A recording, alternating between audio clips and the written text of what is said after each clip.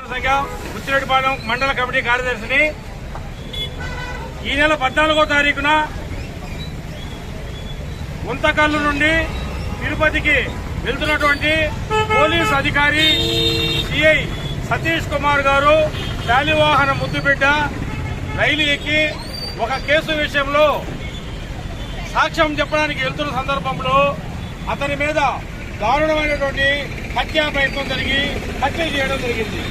ఈ హత్యను చూసినటువంటి సాక్షులు ఎవరో లేకపోయినప్పటికీ మొట్టమొదటిగా ఈ హత్యను కప్పిపుచ్చాలనేటువంటి ఉద్దేశంతో దీన్ని ఆత్మహత్యగా చిత్రీకరించి ఆనాటి ప్రభుత్వంలో ఉన్నటువంటి కొంతమంది పెద్దలు ఈ ఆత్మహత్య చేసుకున్నాడు సతీష్ కుమార్ ని పోలీసులు టార్చర్ పెట్టిన దానివల్ల ఆత్మహత్య చేసుకున్నాడని చెప్పి మోసపూరితంగా ఈ కేసును తప్పుదారి పట్టించే ప్రయత్నం చేశారు. ఆ రోజు నుండి ఈ రోజు దాకా ఈ కేసు అనేక మలుపులు తిరుగుతుంది. ఈ కేసుకి రాష్ట్ర శాలివాహన సంక్షేమ సంఘం తరఫున రాష్ట్ర వ్యాప్తంగా నిరసన పనులు జరుగుతున్నాయి.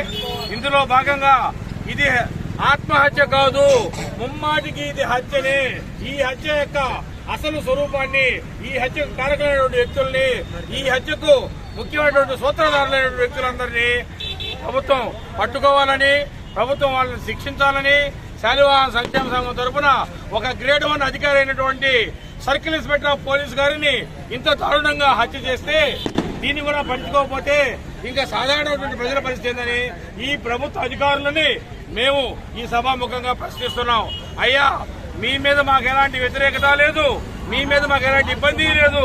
కాకపోతే బలహీన వర్గాలకు సంబంధించినటువంటి నాయకుడైనటువంటి, బలహీన వర్గాలకు సంబంధించినటువంటి ప్రభుత్వ ఉద్యోగి అయినటువంటి సతీష్ కుమార్ హత్యలో ఉన్నటువంటి అసలు రహస్యాలను వెలికితీసి ఈ హత్యకు కారకులైనటువంటి వ్యక్తులని, ఆ సిఐ ప్రభుత్వానికి, సిఐ కుటుంబానికి ఇంతటి మానసిక క్షోభ కలిగిన వ్యక్తులని కఠినంగా శిక్షించాలని, దీనికి సంబంధించి మీరు సిబిఐ ద్వారా ఎంక్వైరీ చేపిస్తారా, జడ్జి ద్వారా ఎంక్వైరీ చేపిస్తారా, సిఐడి ద్వారా ఎంక్వైరీ చేపిస్తారా మాకు తెలియదు.